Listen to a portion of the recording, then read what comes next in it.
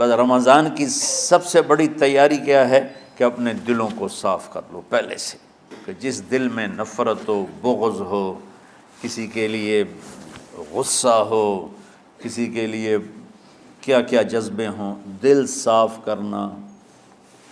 ہمارے گھروں میں روزانہ جھاڑو ہوتا ہے، یہاں مدرسے میں روزانہ صفائی ہوتی کہ نہیں ہوتی؟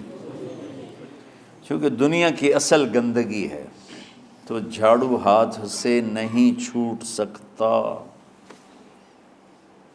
حرم شریف میں دیکھا کیسے چاروں طرف خدام پھر رہے ہوتے ہیں برش لے کر، تو دل پہ غبار ایسے آتا ہے جیسے صحن میں غبار آتا ہے،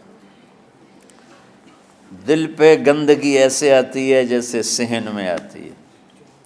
تو ہم نے نظام بنایا ہوا ہے، لوگ مقرر ہیں وہ روزانہ جھاڑو دیتے ہیں۔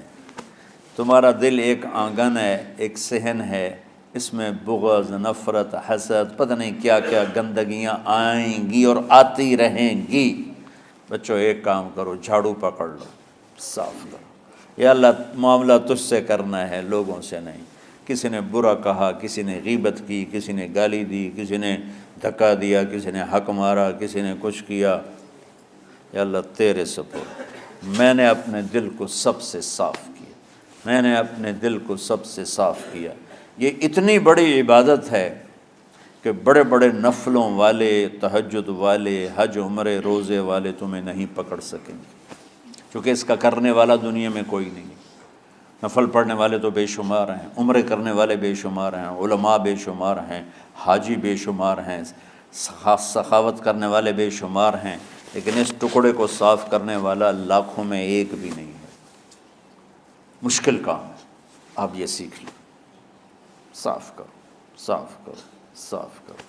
یہ رمضان کی سب سے بڑی تیاری اور علم کو حاصل کرنے کی سب سے بڑی چابی ہے کہ اپنے دل کو کھلا کر لو۔ کوئی چیز خالی ہوگی تو کچھ آئے گا۔ جس دل میں بغض بھرا ہو، نفرت بھری ہو، حسد بھرا ہو، کینہ بھرا ہو، اس میں خاک آئے گا، اس میں تو علم کی ایک کرن بھی نہیں آئے گی۔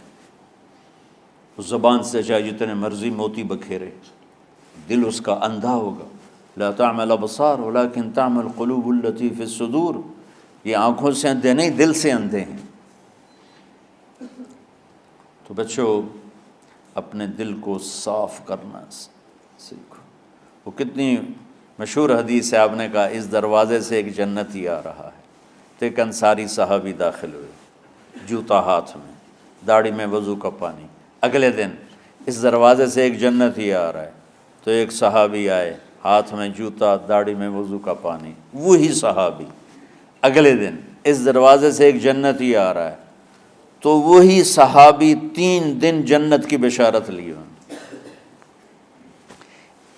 اس صحابہ کی جماعت میں ایک شخص ہیں جن کا نام ہے عبداللہ بن عمرو بن عاص۔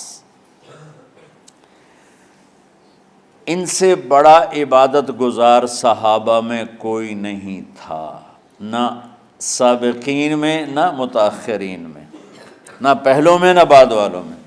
ان کی عبادت کیا تھی؟ ساری رات جاگنا، سارے دن کا روزہ، اور ایک ختم قرآن صبح سے شام تک۔ اتنی اللہ نے طاقت دی تھی۔ پھر وہ غلوب والی بات آ گئی، ایکسٹریم ہونے والی بات آ گئی۔ ان کی شادی والی رات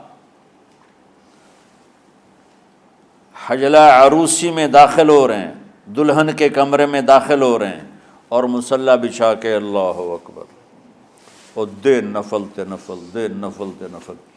تو ان کی بیگم نے دیکھا تو وہ بھی خیر کا زمانہ تھا، انہوں نے بھی وضو کیا اور پیچھے مصلی بچھا کے وہ بھی فجر تک نفل پڑھتے رہے۔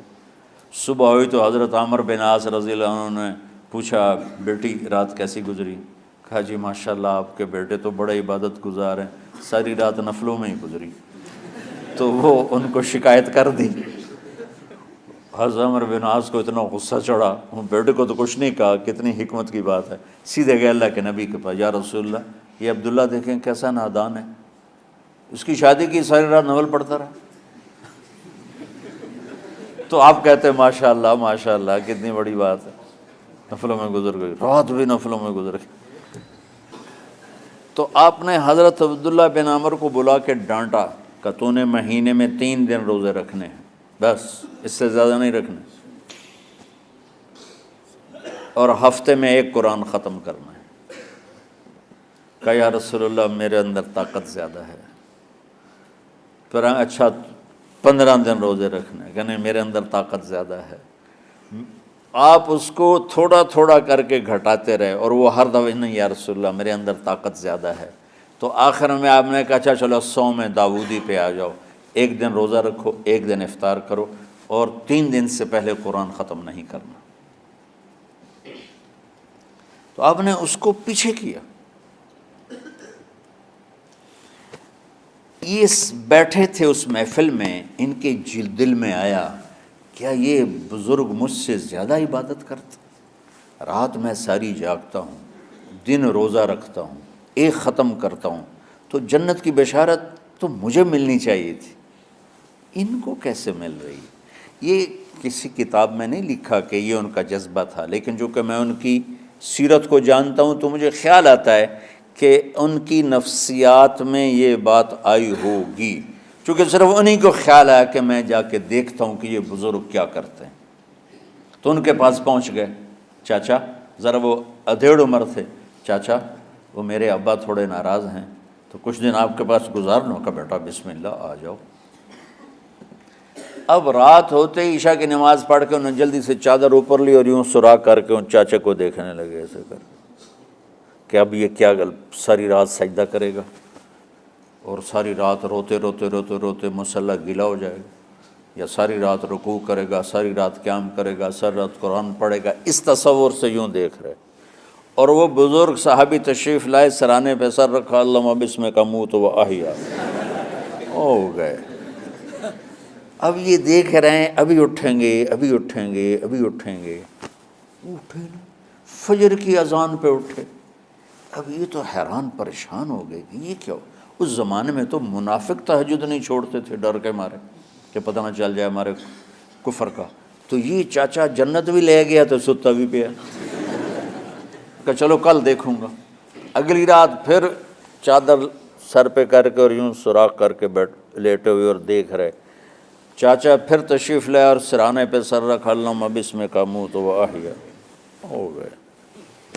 فجر کی اذان پہ اٹھے، یہ اور پریشان ہو گئے کہ میرا نبی کا فرمان تو سچا ہے، اس میں تو شک بھی کفر ہے، لیکن عمل کیا ہے جس پر اس کو جنت کی بشارت ملی؟ 2 رکعت نفل بھی نہیں۔ اور آج کے دور میں تم میں سے ماشاءاللہ اکثر بچے تہجد پڑھتے ہیں کہ 1 رات اور دیکھوں گا، تیسری رات اللہم بسمک اموت و احیا، ہو گئی ساری رات۔ تو تیسری رات پھٹ پڑے عبداللہ بن عمر، کہنے لگے چاچا میری ابا سے کوئی لڑائی نہیں تھی، 3 دن میں تیرے بارے میں سنتا رہا، جنتی جنتی جنتی۔ میں دیکھنے آیا تھا کہ آپ کیا کرتے ہیں، آپ تو کچھ بھی نہیں کرتے ہو، ساری رات سوتے رہتے ہو، اب کیا کرتے ہو؟ انہوں نے کہا بیٹا یہی ہے جو تم نے دیکھا ہے۔ اب ان کو سمجھ میں نہیں آ رہا کہ یہ جوڑ کیسے بٹھاؤں، ادھر جنت کی بشارت، ادھر ساری رات خراٹے، اب یہ اس میں جوڑ کیسے بٹھاؤں، کیونکہ نبی کی بات تو غلط ہو نہیں سکتی۔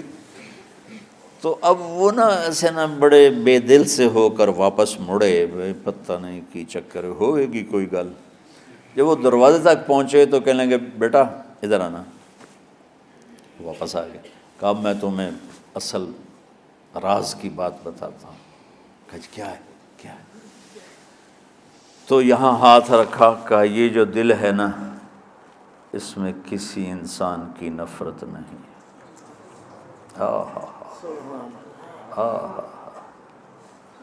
اور جب اللہ کسی کو رزق دیتا ہے، عزت دیتا ہے، مجھے کبھی حسد نہیں ہوا، مجھے خوشی ہوتی۔ تو عبداللہ بن عمر نے کہنا تھا ہاں یہ بات ہے، نہیں، انہوں نے کہا ہاذا ہوا، اچھل کے کہنے لگے ہاذا ہوا، ہاں ہاں ہاں ہاں یہی ہے یہی ہے یہی ہے۔ پھر کہنے کہ چاچا پر یہ میرے بس کا نہیں ہے، کون کرے گا یہ؟ اتنے بڑے آدمی ہو کر کہہ رہے ہیں کہ یہ میرے بس کا نہیں۔ تو بچوں، دنیا میں جنتی بننا ہے اور علم اللہ سے لینا ہے تو اسے صاف کر دو، سب کی نفرت سے۔ سب، اس نے مجھے یہ کیوں کہا، اس نے مجھے یوں کیوں دیکھا، اس نے میرے بارے میں یوں کیوں کہا، اس نے میرے بارے میں یہ کیوں لکھا۔ جس کی تعریف ہوتی میری کتنی برائی ہوتی، صرف تعریف تو نہیں ہوتی، بھرا پڑا سوشل میڈیا مجھے گالیاں دیں۔ اللہ کے فضل سے میرے دل میں ایک ذرے کے برابر کبھی کوئی منفی جذبہ نہیں آیا، آئے تو میں دھو کے صاف کر دیتا ہوں، یا اللہ میں نے اپنے دل کو صاف کیا، میرا معاملہ تیرے ساتھ ہے، کسی کے ساتھ نہیں۔ یہی آپ رمضان کی سب سے بڑی تیاری، علم کے حاصل کرنے کا سب سے بڑا ہتھیار آپ کو یہ نہیں ہے کہ تمہیں کتابیں یاد ہو جائیں، تمہیں اشعار یاد ہو جائیں۔